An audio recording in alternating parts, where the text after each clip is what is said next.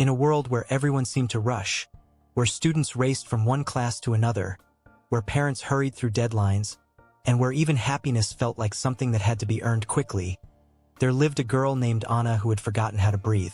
She was only 17, but she carried the weight of someone much older. She had always been the topper, the achiever, the one everyone pointed to and said, "Look at her, she will go far." But inside, Anna felt herself falling behind. Her mind was constantly running, faster than her feet, faster than her heart, faster than her life. She woke early, studied late, ate quickly, slept poorly, and smiled rarely. Even though she was first in everything, she felt last in peace.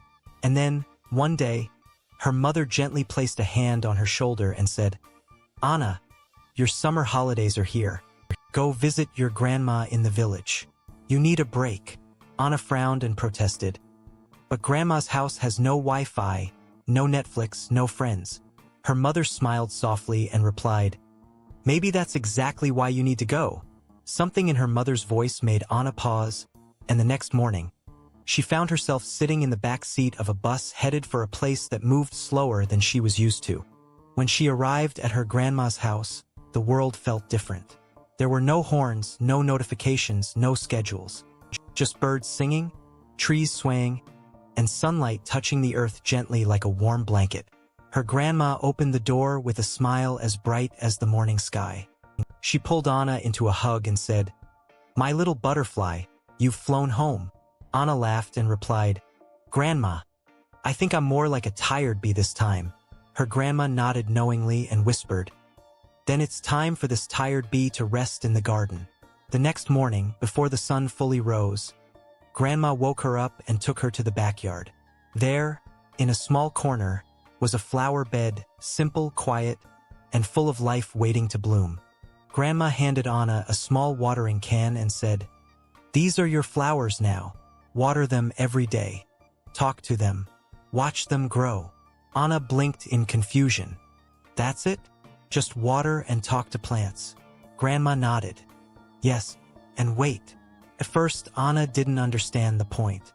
She watered them because Grandma asked her to. She sat beside them because Grandma told her to. But slowly, something subtle began to shift inside her. She started noticing little things. The tiny bud that opened one morning, the butterfly that danced lightly on a leaf, the way sunlight wrapped the flowers in a soft glow. The stillness that once felt strange now felt soothing.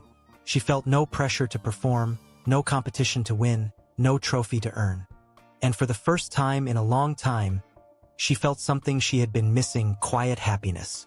One evening, sitting beside the flowers, Anna turned to her grandma and said, "I don't know why, but I feel better, lighter, happier." Her grandma placed her hand on Anna's and whispered, "My sweet child, that's because you finally stopped running and started living." Anna looked at her, curious, and Grandma continued, "Let me tell you a secret. Life is not a race. Life is a garden. You cannot rush its beauty. You can only nurture it." She pointed toward the flowers and said, "These did not grow because you forced them. They grew because you showed up every day with water, sunlight, and patience." Then she offered 3 simple but powerful examples. A farmer plants seeds and waits. He does not shout at the soil to grow faster. He trusts the process, and harvest comes in its time. A bird builds its nest 1 twig at a time, not in 1 hour, not in 1 day, but with patience and care. And a mother carries a baby for 9 months because life takes time, because beauty takes time. Anna listened silently, her heart absorbing every word, like dry soil receiving rain. Grandma looked into her eyes and said, "You too are growing. You are not a machine that must keep running. Water your mind with kindness. Give your soul sunshine. Pull out the weeds of fear, anger, and comparison. And trust that your flower will bloom when it's ready." Tears filled Anna's eyes, not from sadness but from understanding. Deep, quiet understanding she had been chasing without knowing how to find it. Before Anna left the village, Grandma placed a blooming flower in her hand and said, "You helped this flower grow." And without realizing it, You helped yourself grow too. Anna smiled softly and replied, "Next time I feel lost, I'll come back to the garden inside me."